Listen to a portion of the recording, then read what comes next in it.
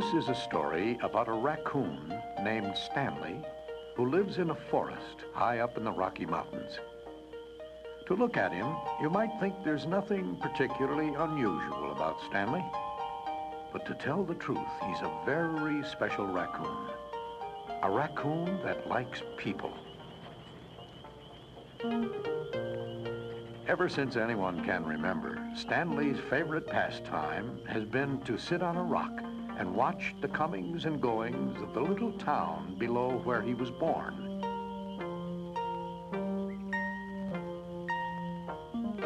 Oh, he has been warned time and again that it isn't safe to be near humans. But that's only made him wonder all the more.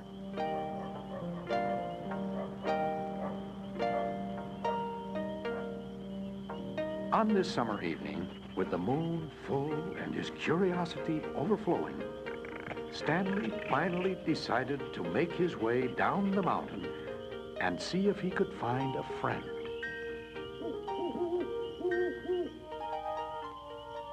Which is how he came to meet a lonely young girl named Anna, who had come with her parents all the way from Holland to live in America. Dear Maria, I miss you and Amsterdam.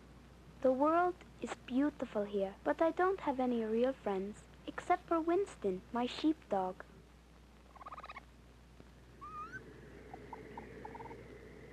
Sometimes at night, Winston and I can hear wild animals outside my window. One of these nights, I'm going to go and find them.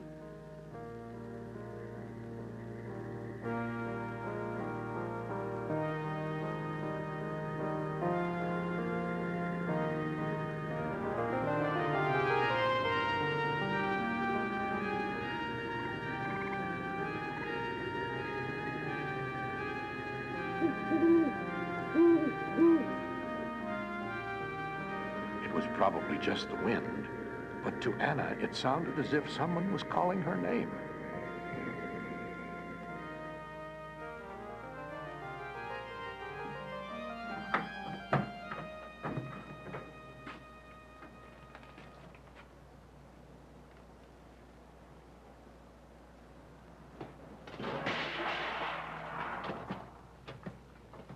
Stanley knew what it took to get someone's attention.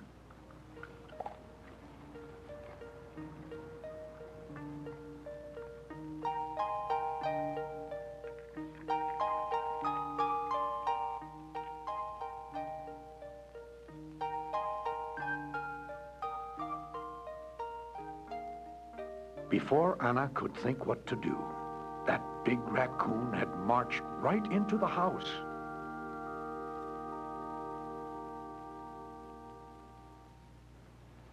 Anna had never seen a raccoon up close before. But since he'd already made himself at home, she figured they might as well be friends. I think I'll call you Stanley. Somehow she knew his name right off. Shh.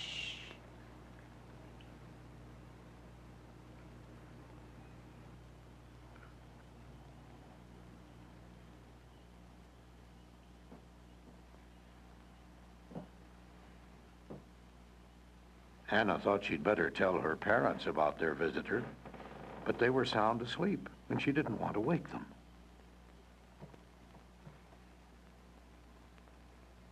Meanwhile, Stanley was making some discoveries of his own.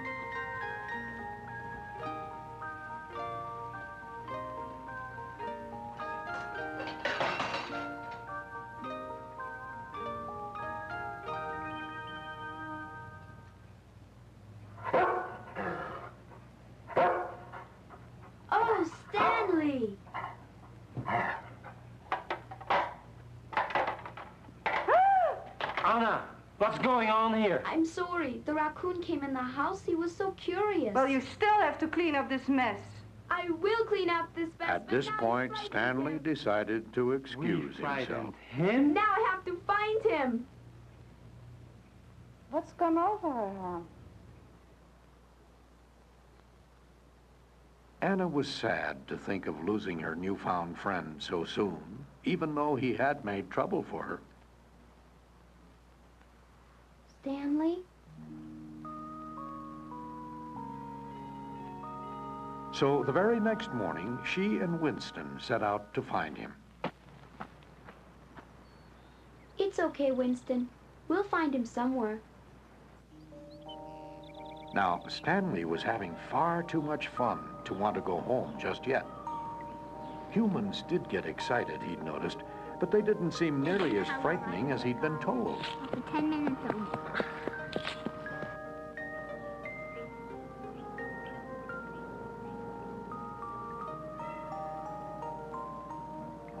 Look, a raccoon. Hey.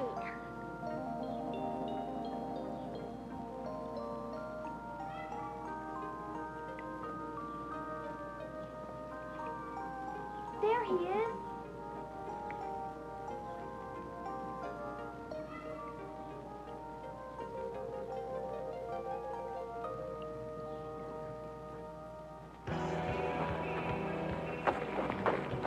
Hey, look, a raccoon. I'm gonna get my gun. You guys watch him. Uh-oh, gun. That wasn't a word he wanted to hear. I'm gonna get my mom. It was time to head back up the mountain.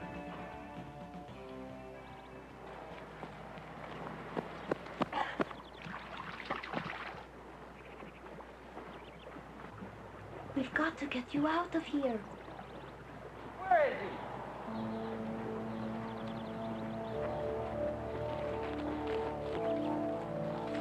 Where'd he go? Look over there.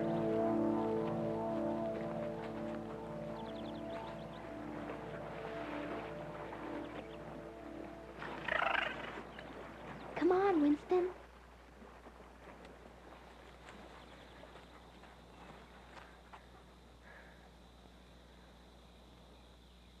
Well, thought Stanley, if I can't make friends with Anna in town, there's certainly no reason I can't take her to my home. No reason at all. Anna knew better than to go off into the woods alone, but she did so want to get to know Stanley. And besides, Winston would keep her good company on the way back.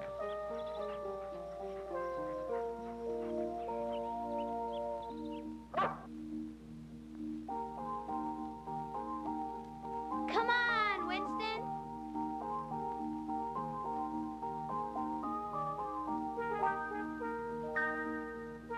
Where is he?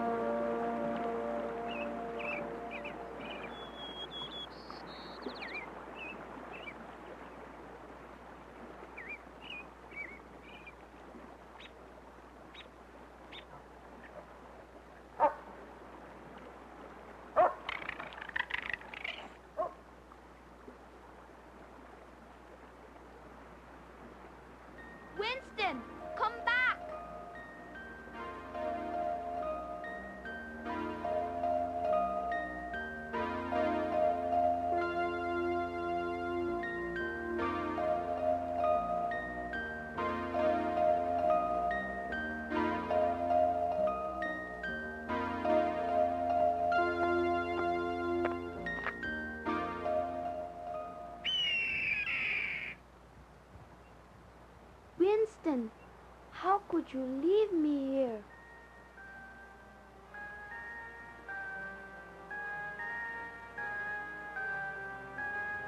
Now I'm really lost.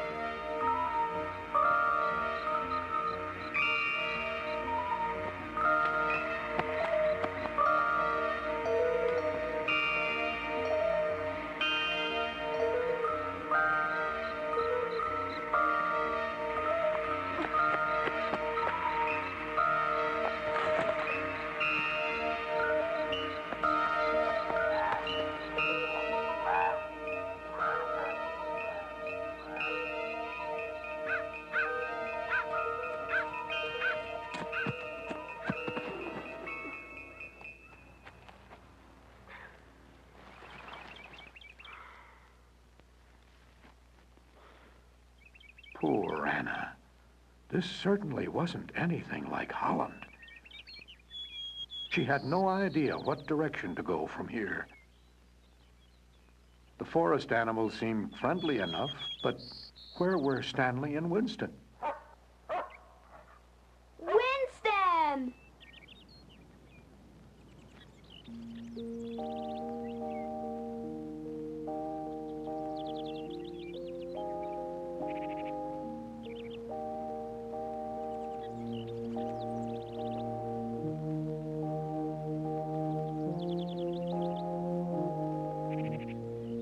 What's going on, Winston?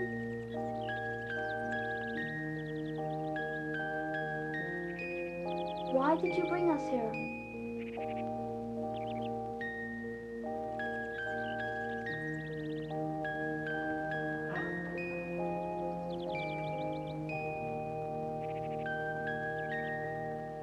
What is this place?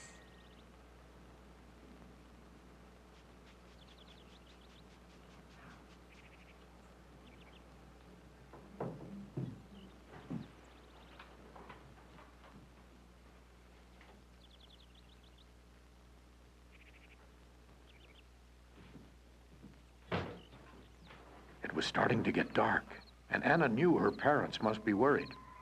They were probably out there somewhere right now looking for her.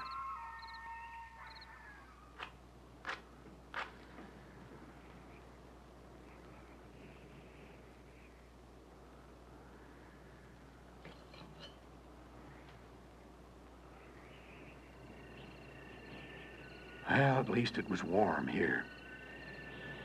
And with Stanley and Winston close by, she wasn't the least bit lonely. Besides, that long walk had made her awfully tired.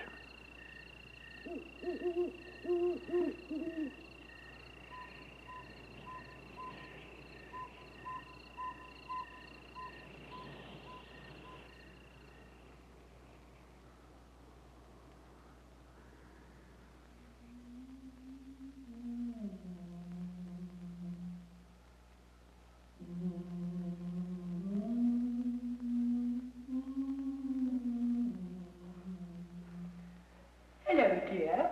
You must be Anna. Stanley told me he was bringing you here. You did introduce yourself properly, now didn't you, Stanley? Why, of course. As you already know, he does have a mind of his own. Now, just make yourself comfortable while I fix you a cup of tea.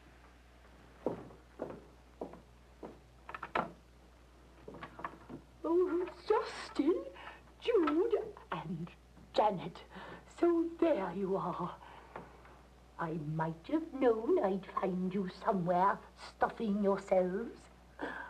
Well, thank you for leaving me the spearmint. You can carry on now.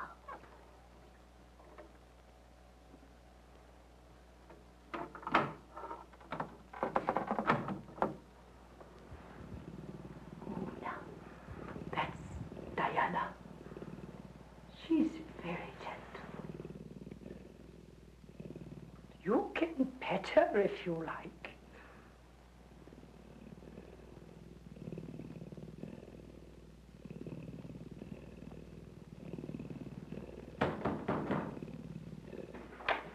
Wilbur, it's not the time for a visit. I have company now.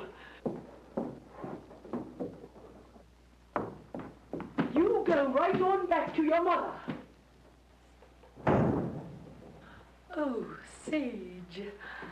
Yes. Anna's with me now, and I'm going to have a talk with her. Isn't she beautiful?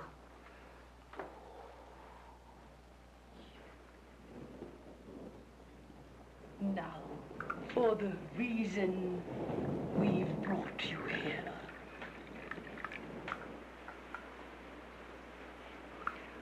We have something we want to tell you.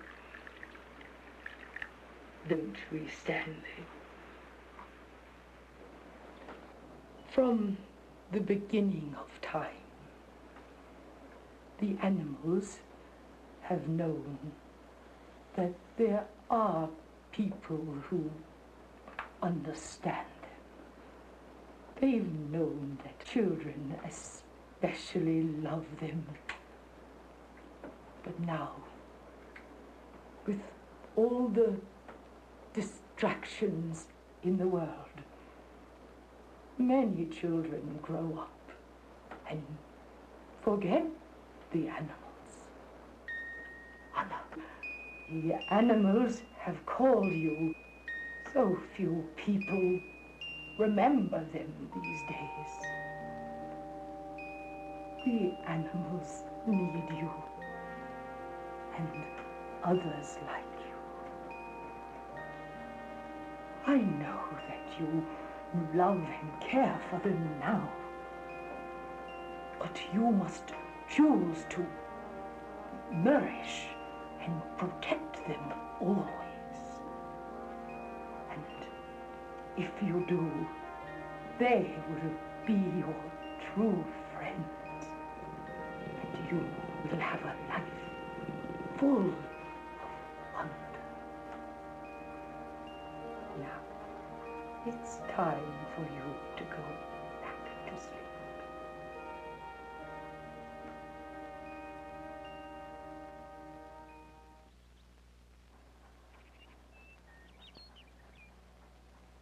The sun was up already.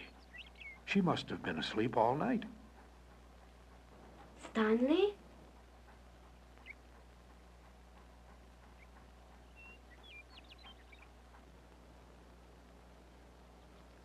Stanley?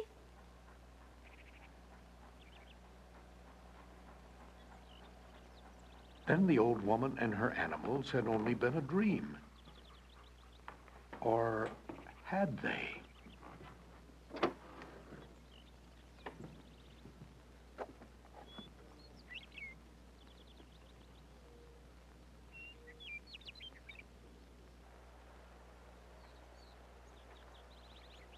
Had Stanley really planned all along to bring Anna here so she could understand his world?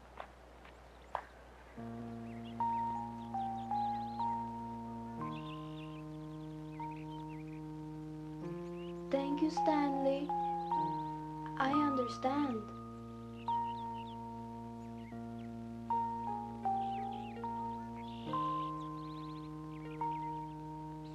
Come on, Winston.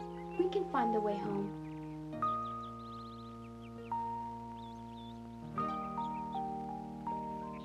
Stanley knew that she did understand. And Anna, well, She had learned that the animals live in a wonderful and magical world. A world endangered by the people who don't understand. Winston, come on, Winston. Winston, come on.